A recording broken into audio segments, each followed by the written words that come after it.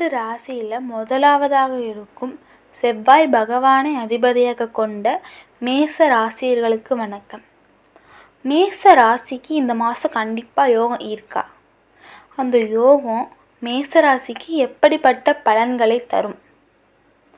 குடும்ப விஷயத்தில் காப்பாற்றுமா? கல்வி விஷயத்தில் காப்பாற்றுமா? பதவி விஷயத்தில் காப்பாற்றுமா? இல்லை வேலை வாய்ப்பு அந்த மாதிரி விஷயத்தில் காப்பாற்றுமா? இப்படி எந்தெந்த மாதிரியான நன்மைகள் நடக்கும், எந்தெந்த மாதிரி விஷயங்கள் நடக்கும், எந்தெந்த மாதிரி விஷயங்களுக்கு கவனமாக இருக்கணும், எந்தெந்த ஆலயங்களுக்கு போகணும், பரிகாரம் ஏதாச்சும் செய்யணுமா அப்படிங்கிற நம்ம தெளிவாக பார்ப்போங்க. இப்போ மேசராசிக்காரவங்க சூழ்நிலை பார்த்திங்கன்னா ஒரே மாதிரி இருக்காது, மாறிக்கிட்டே தான் இருக்கும். சூழ்நிலைகளும் காலங்களும் மாறிக்கிட்டே தான் இருக்கும். இப்போ பணக்காரங்க எடுத்துக்கிட்டிங்கன்னா ஒரு 10 வருஷம் கழித்து அந்த பணக்காரங்களாகவே இருப்பாங்க பார்த்திங்கன்னா கிடையாது. அதே மாதிரி ஒரு அப்பா இப்போ கஷ்டப்பட்டு உழைக்கிறாங்கன்னா அது 10 வருஷம் கழித்து அவங்களோட பையன் உழைச்சி சம்பாதிப்பாங்க. அப்போ அவங்க அப்பாவுக்கு ஒரு நிம்மதியான நிலை கிடைக்கிது. அதே மாதிரி சூழ்நிலைகள் மாறிக்கிட்டே இருக்கிறது. அதே மாதிரி கோள்களும் ஒரே மாதிரி இருக்காது, மாறிக்கிட்டே தான் இருக்கும். அந்த வகையில் 30 ஆண்டுகள் கழித்து ஒரே ராசி கட்டத்தில் சூரியன் மற்றும் சந்திரனால் இந்த நவபஞ்ச ராஜயோகம் உருவாகியிருக்கிறது. நவபஞ்ச ராஜயோகம் அப்படின்னாலே பேரிலே இருக்குது ராஜயோகம்னு. அப்போ மேச ராசிக்காரங்களுக்கு இந்த மாதம் ராஜயோகம்தான். அதுவும் இந்த செப்டம்பர் மாதம் உருவாக்கிடுங்க. அதனால் மேச ராசிக்காரவங்களுக்கு இந்த செப்டம்பர் மாதம் எப்படி இருக்குன்னு பார்க்கலாம் வாங்க. இந்த செப்டம்பர் மாதம்தான் சூரியன் மற்றும் சனியால் இந்த நவபஞ்ச ராஜயோகம் தோன்றியிருக்குதுங்க. இந்த நவபஞ்ச ராஜயோகம் மேசத்திற்கு எப்படிப்பட்ட பலன் தருது அப்படின்னா, இதனால் மேச ராசிக்காரர்களுக்கு அதிர்ஷ்டம் கண்டிப்பாக இருக்குங்க. இந்த செப்டம்பர் மாதம் அதிர்ஷ்ட மழை தான் அப்படின்னு சொல்லலாம். உங்களுக்கு பெயர், புகழ், பதவி, பொருளாதார ரீதியாக உங்கள் வாழ்க்கையில் ரொம்ப வளருவீங்கங்க மேசராசிக்காரர்களே. மற்றும் ஆன்மீக ரீதியாகவும் உயர்வை அடைவீங்க. ஆனால் சூரியனும் சந்திரனும் ஒரே கட்டத்தில் இருக்கிறனால சில சோதனைகளும் வரும், சில அதிர்ஷ்டங்களும் வரும். அந்த சோதனைகளை கடந்து வருவது தான் நம்மளுக்கு கிடைக்கிற மிகப்பெரிய சாதனை. உழைப்பு ரீதியாக மிகப்பெரிய உயர்வு கிடைக்குமுங்க. நான் ஆடு மாதிரி உழைக்கிறேன், மாடு மாதிரி உழைக்கிறேன், ஆனால் எனக்கு நான் உழைக்கிறேன் ஆனால் அதுக்கேற்ற ஊதியம் எனக்கு கிடைக்கல அப்படின்னு சொல்லி ரொம்ப வருத்தப்படுவீங்க. ஆனால் கட்டாயம் உங்கள் வருமானத்தில் உயர்வு இருக்கும். உழைப்புக்கேற்ற வருமானம் இல்லைன்னு சொல்லி இவ்வளோ காலம் புலம்பிக்கிட்டே இருந்த மேச ராசிக்காரர்களுக்கு இந்த மாதம் கட்டாயமாக உங்களுக்கு உழைப்பில் உயர்வு கண்டிப்பாக இருக்குங்க. அதனால் இந்த மாதம் உங்களுக்கு உழைப்புக்கேற்ற உயர்வு இருக்கும் மாதமுங்க. பொதுவாக மேசராசிக்காரவங்க எப்பவுமே கோபமாக இருப்பாங்கங்க. குணம் இருக்கிற இடத்துல தான் கோபமும் இருக்கும். அதே மாதிரி திறமை இருக்கிற இடத்துல திமிரு இருக்குன்னு சொல்லுவாங்க. இது மேசராசிக்காரர்களுக்கு கட்டாயம் பொருந்தும். மேசராசிக்காரர்களை பொறுத்தவரை பணத்துக்கு யாருக்கிட்டையும் மயங்க மாட்டாங்க, யாருக்கிட்டையும் கையேந்து நிற்க மாட்டாங்க.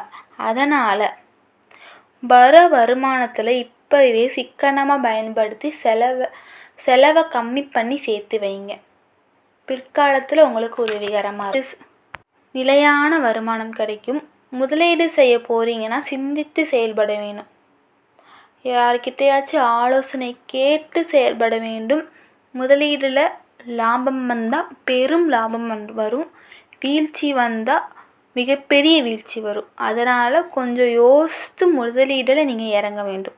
இப்போ மேசராசிக்காரங்க பொறுத்தவரையும் சனி பகவான் சோதனை கொடுப்பாரு. ஆனால் சூரிய பகவான் சோதனையை கடந்து சாதனையை கொடுப்பாரு. அதனால் ஆரோக்கியம் தொடர்பான பிரச்சனை உங்களுக்கு குறையுது. இருந்தாலும் தியானம் உங்களுக்கு ரொம்ப முக்கியங்க. இப்போ அரசு வேலையில் நீங்கள் இப்போ ட்ரை பண்ணிங்கன்னா இந்த மாதம் உங்களுக்கு கிடைக்கக்கூடிய மாதம். அரசு வேலையில் மிகப்பெரிய ஒப்பந்தம் உங்களுக்கு கிடைக்கும். குடும்பம் மற்றும் உறவுகள். குடும்பம் மற்றும் உறவுகள் வந்து இப்போ வந்து விரிசல் பிரிவுகள் இருந்தால் இப்போ ஒன்று சேரக்கூடிய நேரம் இது. சொந்தக்காரங்க, ஃப்ரெண்ட்ஸ், ஃபேமிலி யாராச்சும் இப்போ சண்டை போட்டு பிரிஞ்சு இருந்தாங்கன்னா இந்த நேரம் வந்து அவங்க கூட சேரக்கூடிய நேரம். மாணவர்களாக இருந்தீங்கன்னா உங்கள் அறிவால் நிறைய மதிப்பெண் எடுப்பீங்க. அதுக்கப்புறம் சூரிய பகவானை வழிபாடு செய்வது ரொம்ப ரொம்ப நல்லது. மேச ராசிக்காரவங்களுக்கு தினமும் சூரிய நமஸ்காரம் செய்வது ரொம்ப நல்லது. செம்பருத்தி பூ வச்சு சூரிய பகவானை வழிபாடு செய்வது ரொம்ப நல்லது. இந்த மாதம் வந்து ஆவணி மாதம், அதனால் ஆவணி ஞாயிற்றுக்கிழமை வந்து சூரிய பகவானை காலை 6 மணிக்கு எழுந்திரிச்சு சூரிய பகவானை வழிபாடு செய்யணும். சூடமேற்றி வழிபாடு செய்யணும்.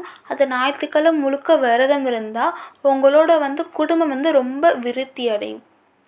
இதுவரை இன்ன வரைக்கும் பல மக்களால் வந்து இந்த விரதம் வந்து கடைப்பிடிச்சிக்கிட்டே வர்றாங்க.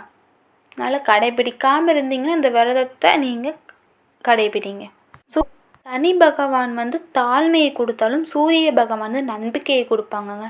நீங்கள் நீதிக்கு நேர்மைக்கு உறுதுணையாக இருந்தீங்கன்னா சனி பகவான் வந்து உங்களை கைவிட மாட்டார்.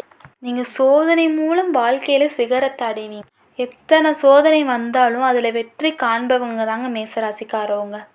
உங்கள் வாழ்க்கை வந்து பெரும் முன்னேற்றம் அடைய போகுது. வாழ்க்கையில் முன்னேற்றம் அடையும் மாதம் தாங்க இந்த மாதம்.